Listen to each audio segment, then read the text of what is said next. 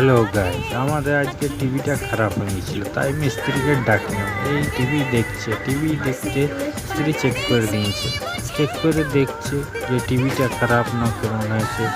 TV দেখছে স্ক্রিনে আলোটা যে আপ ডাউন করছে।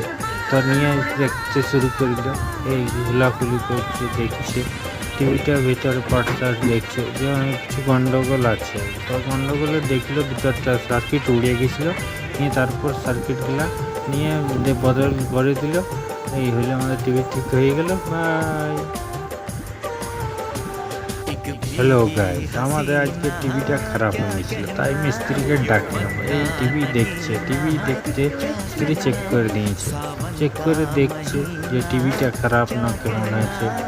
টিভি দেখছে স্ক্রিনে আলোটা যে আপ ডাউন করছে। তো নিয়ে দেখতে শুরু করল, এই ঘোলাঘুলি করছে, দেখছে টিভিটার ভিতরে